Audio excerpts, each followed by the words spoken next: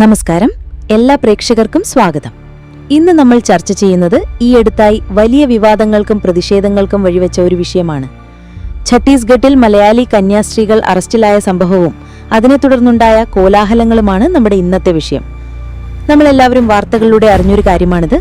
ഛത്തീസ്ഗഡിലെ ദുർഗിൽ വെച്ചാണ് 2 മലയാളി കന്യാസ്ത്രീകളെയും ഒരു വൈദികനെയും പോലീസ് അറസ്റ്റ് ചെയ്യുന്നത്.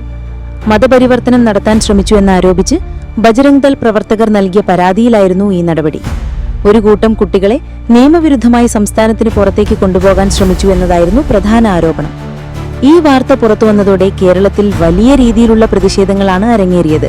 കത്തോലിക്ക സഭയുടെ നേതൃത്വത്തിൽ കർദിനാൾ ബസേലിയോസ് ക്ലീമിസ് കാതോലിക്ക ബാവയുടെയും മറ്റു പ്രമുഖ മെത്രാന്മാരുടെയും നേതൃത്വത്തിൽ രാജ്ഭവനിലേക്ക് ഒരു വലിയ പ്രതിഷേധ മാർച്ച് തന്നെ സംഘടിപ്പിക്കുകയുണ്ടായി. വായിൽ കറുത്ത തുണി കെട്ടിയായിരുന്നു പലരും ആ മാർച്ചിൽ പങ്കെടുത്തത്. അത് ഈ വിഷയത്തിലുള്ള അവരുടെ ശക്തമായ പ്രതിഷേധത്തിന്റെ പ്രതീകം കൂടിയായിരുന്നു. സഭയുടെ ഭാഗത്തു നിന്ന് ഉയർന്ന പ്രധാന വാദം ഇത് തികച്ചും കെട്ടിച്ചമച്ചൊരു കേസാണ് എന്നതായിരുന്നു. കുട്ടികളെ പഠനത്തിനും മറ്റ് ആവശ്യങ്ങൾക്കുമായി കൊണ്ടുപോകുകയായിരുന്നെന്നും അതിന് മതപരിവർത്തനവുമായി യാതൊരു ബന്ധവുമില്ലെന്നും അവർ ആവർത്തിച്ചു പറഞ്ഞു. ഈ വിഷയത്തിൽ കേന്ദ്ര സംസ്ഥാന സർക്കാരുകൾ അടിയന്തരമായി ഇടപെടണമെന്നും കന്യാസ്ത്രീകളുടെ മോചനം സാധ്യമാക്കണമെന്നും അവർ ആവശ്യപ്പെട്ടു. അതേസമയം ഈ വിഷയത്തിൽ BJPയുടെ കേരള ഘടകം സ്വീകരിച്ച നിലപാട് വലിയ ചർച്ചകൾക്ക് വഴിവെച്ചു. കന്യാസ്ത്രീകളുടെ ജാമ്യാപേക്ഷയെ ഛത്തീസ്ഗഡ് സർക്കാർ എതിർത്തില്ല എന്നായിരുന്നു BJP നേതാക്കൾ ആദ്യം പറഞ്ഞിരുന്നത്. എന്നാൽ ദുർഗിലെ സെഷൻസ് കോടതിയിൽ നടന്ന വാദത്തിൽ ജാമ്യം നൽകിയാൽ കന്യാസ്ത്രീകൾ മതപരിവർത്തനം ആവർത്തിക്കുമെന്ന സർക്കാർ പ്രോസിക്യൂഷൻ ശക്തമായി വാദിച്ചു. ഇത് BJPയുടെ ഇരട്ടത്താപ്പാണ് എന്ന വിമർശനം പ്രതിപക്ഷ കക്ഷികളും സഭാ നേതൃത്വവും ഉയർത്തിക്കൊണ്ടുവന്നു.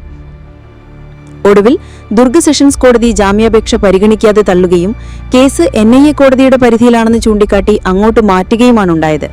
ഈ കോടതി ഉത്തരവ് വന്നതിന് പിന്നാലെ ബജ്രംഗ് ദൾ പ്രവർത്തകർ കോടതിക്ക് പുറത്ത് ആഹ്ലാദ പ്രകടനം നടത്തുന്ന കാഴ്ചയും നമ്മൾ കണ്ടു.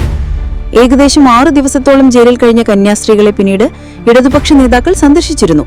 അവരുടെ ആരോഗ്യനില മോശമാണെന്നും അടിസ്ഥാന സൗകര്യങ്ങൾ പോലും ഇല്ലാതെ വെറും നിലത്താണ് അവർക്ക് ജയിലിൽ കഴിയേണ്ടി വന്നതെന്നും നേതാക്കൾ മാധ്യമങ്ങളോട് പറഞ്ഞു. ഇത് വിഷയത്തിന്റെ ഗൗരവം വർദ്ധിപ്പിച്ചു. ഒടുവിൽ ദിവസങ്ങൾ നീണ്ട നിയമ പോരാട്ടങ്ങൾക്കും പ്രതിഷേധങ്ങൾക്കും ശേഷം കന്യാസ്ത്രീകൾക്ക് ജാമ്യം ലഭിച്ചുവെങ്കിലും ഈ സംഭവം നമ്മുടെ രാജ്യത്ത് നിലനിൽക്കുന്ന ചില യാഥാർത്ഥ്യങ്ങളിലേക്ക് വിരൽ ചൂണ്ടുന്നുണ്ട്. മതത്തിന്റെ പേരിൽ ആളുകളെ വേട്ടയാടുന്ന പ്രവണതകൾ, രാഷ്ട്രീയ പാർട്ടികളുടെ ഇരട്ടത്താപ്പുകൾ, നിരപരാധികൾ നിയമത്തിന്റെ നൂലാമാലകളിൽ കുടുങ്ങിപ്പോകുന്ന അവസ്ഥ, ഇങ്ങനെ ഒരുപാട് ചോദ്യങ്ങൾ ഈ സംഭവം നമുക്ക് മുന്നിൽ ഉയർത്തുന്നുണ്ട്.